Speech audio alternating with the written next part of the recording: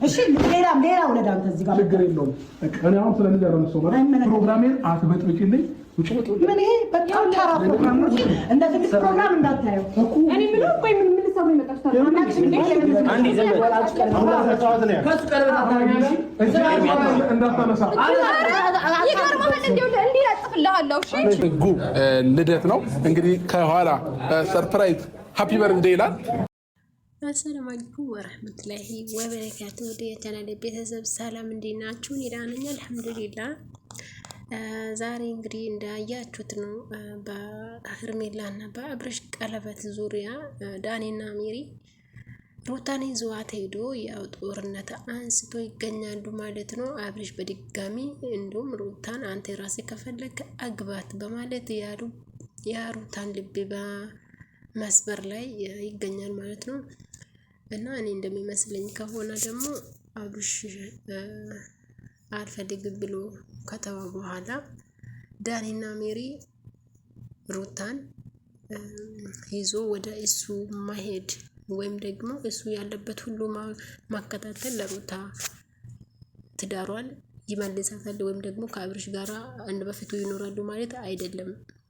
በድጋሚ ራሷን ክብሯን ዝቅ እያደረገችም እያስደረጓትም ነው እንጂ ለእሷ የጠቀሟት እየመሰሏቸው በጣም ሩታን እየጎዷት ይገኛሉ።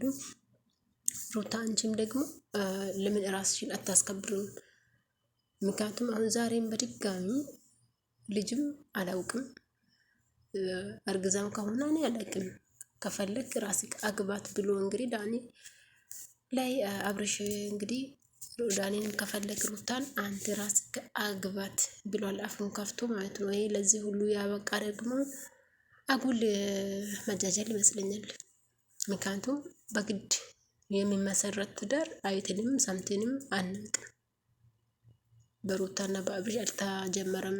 ተጋብቶ አለመግባባት ሲፈጠር በሰላማዊ መንገድ መለያየት ያለ ነው። አሁን አዲስ አይደለም። ሰው ለምን የራስሽን ላይፍ በክብር አትመርም ብዬ ነው እኔ የማስበው።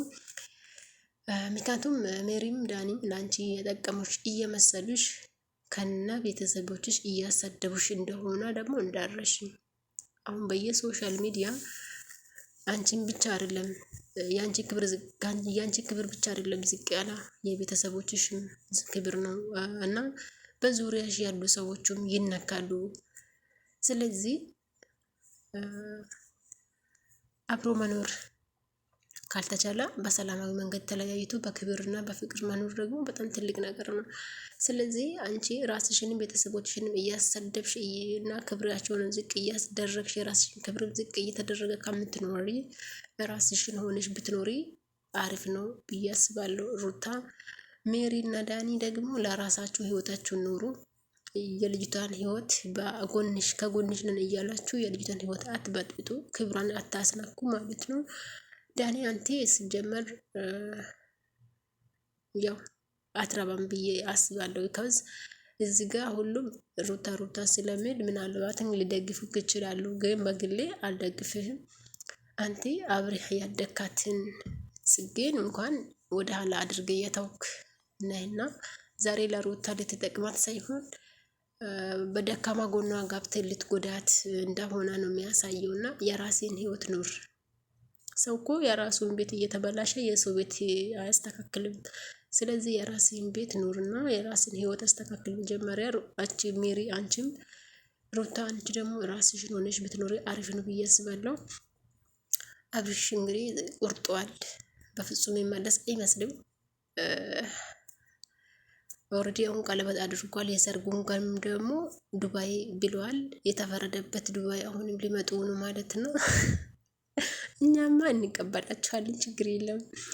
እና የአብርሽ እና የሄርሜላ የጋብቻቸው ፕሮግራም የሚካሄደው ዱባይ ስለሆነ ሩታና ዳኒ ሜሪም ተጨምሮ የቲኬቱን ዋጋ ያው ካሁኑ አስቡት። ምናልባት ካላወቃችሁ እንድታውቁ ሚዚ ትሆናላችሁ ማለት ነው። ያው ያልቀረ ነገር ስለሆነ እኛ ተመልካቾች ወይም ደግሞ የእናንተ ተከታች ምንም ማድረግ አንችልም። ስለዚህ ያው ኢትዮጵያ ከሆነ እንደዚህ ጭቅጭቅ ስለምትፈጥሩ የዱባይ ቲኬት ዋጋው ደግሞ ለጭቅጭቅ ብላችሁ ገዝታችሁ ከምትመጡት ብዬ አስቤ ነው። ሄርሜላና አብርሽ ኦልሬዲ ተጋብቷል። ቀለበት አሰሩ ማለት ሊጋቡ ነው ማለት ነው። ሰርጋቸውን ደግሞ በጥቂት ጊዜ ሊፈጽሙ ነው። ለዚህ ሁሉ ደግሞ ያደረጉት ሜሪና ዳኒ ናቸው። ከጥንቱ ጀምሮ ማለት ነው። የሩታና የአብርሽ ጥላቻ የነሱ ላይ ብቻ ሳይሆን ዳኒና ሜሪ ያስጀመሩት ነገር ደግሞ መሆኑን ሁልጊዜ እንዳትረሱ ማለት ነው። እና አሁንም እልህ ውስጥ አስገብቶ ከሄርሜላ ጋር ቀለበት ማሰሩንም ለትዳር ማሰቡንም በደንብ አጠናክሮ እንዲያስብና ከሩታ እንዲርቅ እያደረጉት ዳኒና ሜሪ ናቸው። እየማረራችሁ የምትውጡት እውነታ እቺ ብቻ ናት። እና ዛሬ ደግሞ በዳኒ ላይ በጣም ትልቅ ነገር እየተወራ ነው።